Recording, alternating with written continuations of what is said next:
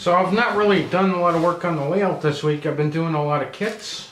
Right now I'm working on these DPM landmark structures.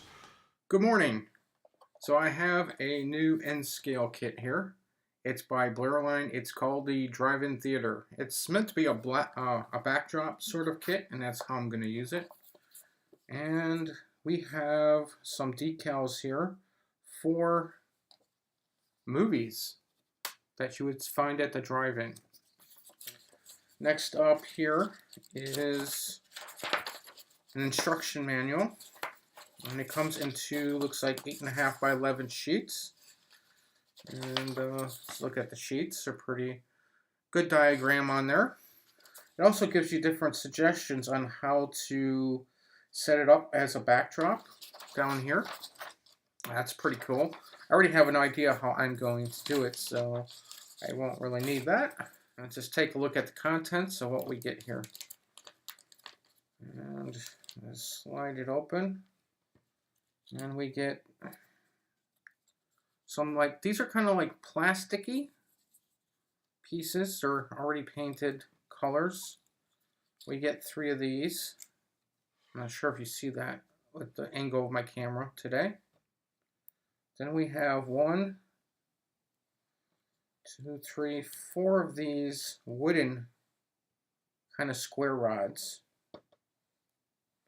There's a sheet of like plastic windows. It's very bendable.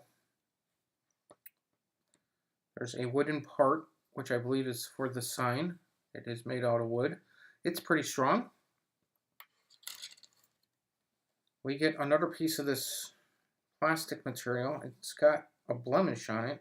Right.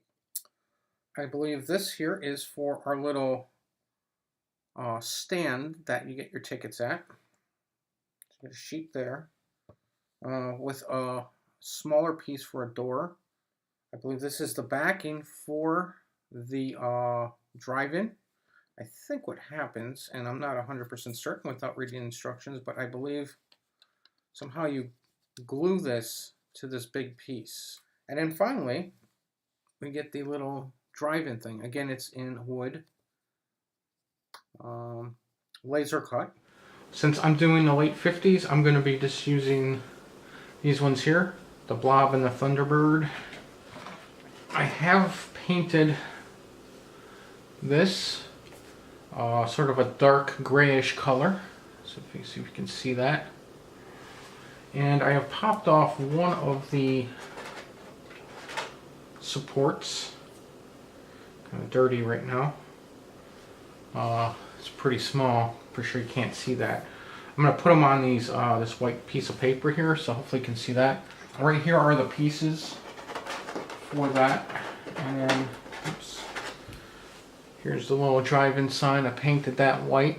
I know it's kind of hard to see in here today with the light. And then I have the little sign. So I have it over here on my layout. My layout's right over here, and I'm working on the side of it. It's a little sign. I painted it sort of white, but I want to make it so somewhat the wood came through, so it looks like it's kind of older, like it's been around for a while. It comes with these real thin pieces of styrene plastic that you're supposed to glue on the other side of these. However, what I want to do is I want to make it so it's a little bit more, got a little bit more support to it. So I have here, this here is a 1/4 inch piece of foam, high density foam. And what I just did is I put so far 1 layer of this flex paste on there. I'm going to put probably another, at least another 1 or 2 layers on there. So I'm trying to get it so this foam is pretty hard and solid. And then I'm going to paint it like black or something. And I am going to glue this styrene to this. And then I'm going to glue everything to that. And then I'm going to put on the opposite side of this piece, I'm going to put some Velcro, and I'm going to actually Velcro it to the layout so I can remove it from the layout, because what I'm going to be doing is I'm going to actually have within the profile of the layout, I'm going to have a space for this because I don't have the background on there now, but I want to have the drive-in at the background, even though the background picture is not there. So I'm going to be doing sort of making it so it's a little bit more sturdy for my application. It may sound kind of silly what I'm doing right now, but it'll make sense later when you see it. This is the drive-in. I finished the little drive-in thing. I backed it to that piece of foam covered with flex paste, and it's pretty much put together. I would like to weather it a little bit more, but I'm going to wait till I have, I'm ready to put this in a scene. Then I might weather it more. What I would like to do is add some lights to here. So, like right above these drive-in signs, I like to add some lighting that lights up the word drive-in. So at night you can see it all lit up, so you can see the drive-in theater part of the sign. I don't have lights for it, but I've found some that I can buy and use. You can just cut some holes in here, and they'd be little LED lights. They kind of look like a spotlight type thing.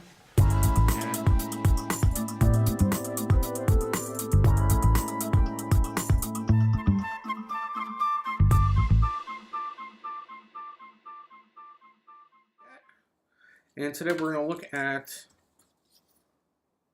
Blair Line, Main Street Storefront Signs. I have version 1, 2, 3, and 4, and then I have several other of their signs. So they make a lot more than these packets, but these are the ones I got.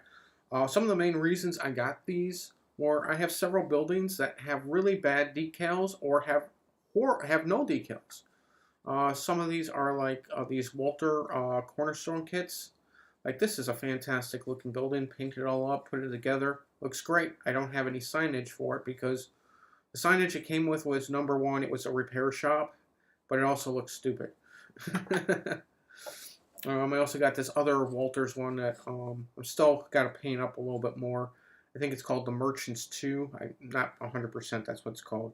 But here you have 1, 2, 3, 4 businesses. Potentially, you could probably make this one business, depending how big it is. The signs it came with were not very good. They're very generic, didn't have a lot of character to them.